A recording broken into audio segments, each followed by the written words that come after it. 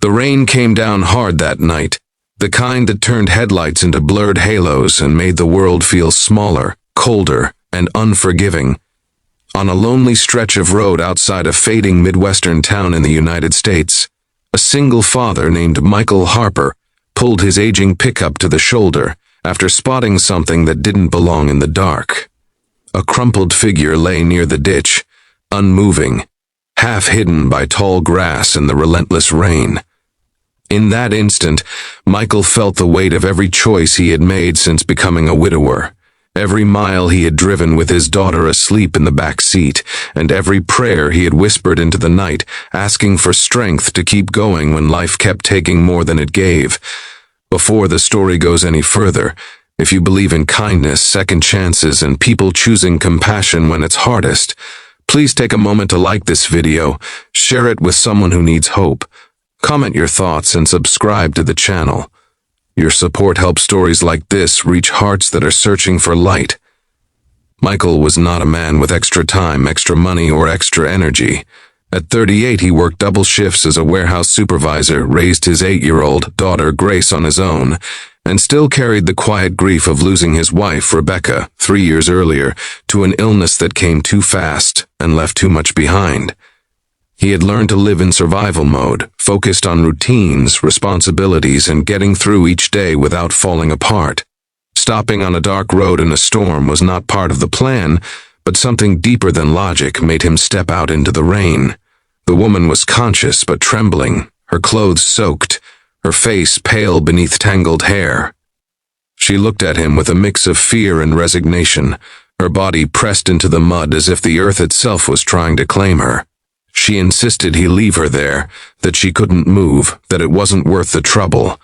Michael heard those words, but he also heard something else beneath them, a familiar sound of someone who had already decided they were a burden to the world. He remembered a night years earlier in a hospital hallway when Rebecca had told him not to worry about her, to go home and rest, even though she was the one fighting for her life. He remembered how wrong it would have felt to walk away then. Standing in the rain now, with cars rushing past in the distance, he knew he couldn't leave this woman behind. Michael called for help, wrapping his jacket around her shoulders to shield her from the cold. He spoke calmly, steadily, the way he did with Grace when nightmares woke her in the middle of the night. Eventually, emergency services arrived, and the woman was taken to a nearby hospital. Michael followed, not because anyone asked him to, but because something in him needed to see this through. Her name was Hannah Collins, and her story unfolded slowly over the next few days. She had been living on the edge for months after losing her job and her apartment. An old injury, worsened by stress and lack of care, had left her unable to walk properly that night. She had been trying to make it to a shelter when her strength gave out. Lying in the rain, she had truly believed that no one would stop, and that even if they did, they wouldn't stay.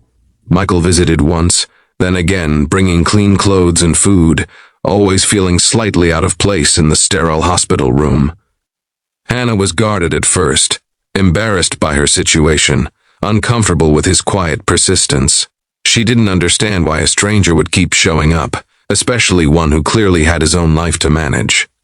At home, Grace noticed her father was distracted. She watched him pack extra sandwiches in the mornings and saw the tired concern in his eyes. When he finally explained in simple terms that he had helped someone who needed it, Grace listened carefully. She reminded him, with the unfiltered wisdom only a child has, that her mom used to say helping people was how you kept love alive in the world.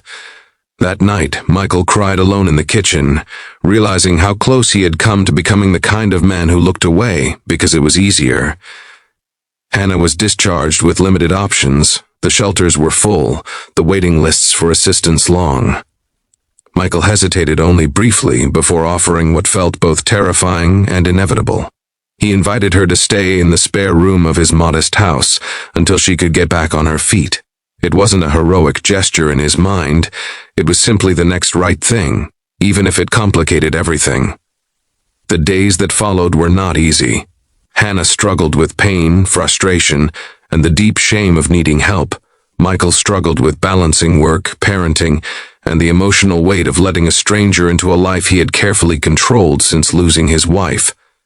Grace, however, adapted quickly. She brought Hannah water, showed her drawings, and treated her not as a broken person, but as someone who belonged. Slowly, almost imperceptibly, things began to change. Physical therapy appointments brought small improvements. Hannah started helping around the house in ways she could manage, cooking simple meals, folding laundry from a chair, reading with Grace in the evenings. The house, once quiet and heavy with unspoken grief, began to feel warmer, more alive. Michael saw parts of himself reflected in Hannah's resilience. She was not weak, just worn down by a world that had been unkind for too long. And Hannah saw in Michael a steadiness she had forgotten existed, a man who did not promise miracles but showed up every single day. There were setbacks, days when Hannah's pain flared and she withdrew into silence. Nights when Michael questioned whether he was doing the right thing, worried about finances, judgment, and the risk of getting emotionally involved again.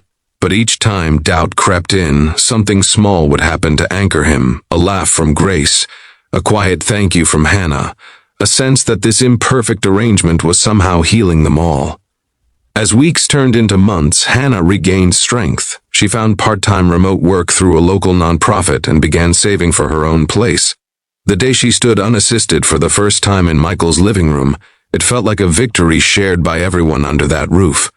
Not because she was leaving, but because she no longer believed she deserved to be left behind. Near the end of this story, if what you're hearing is touching your heart, please take a moment to like this video, share it, and subscribe. Stories like this only matter if they reach people who still believe compassion can change lives. On the evening Hannah moved out, the house felt different again, quieter but not empty. She hugged Grace tightly, promising to visit, and thanked Michael in a way that went beyond words. He watched her walk down the front steps on her own, steady and determined, and felt a strange mix of pride and humility. He hadn't saved her. He had simply stopped. Before this story ends, please leave a comment below sharing what this journey made you feel, or a moment when someone showed up for you when you needed it most. Life didn't magically become perfect for Michael after that. He still worked hard, still missed Rebecca, still worried about the future. But something fundamental had shifted. He no longer saw kindness as a luxury reserved for easier times.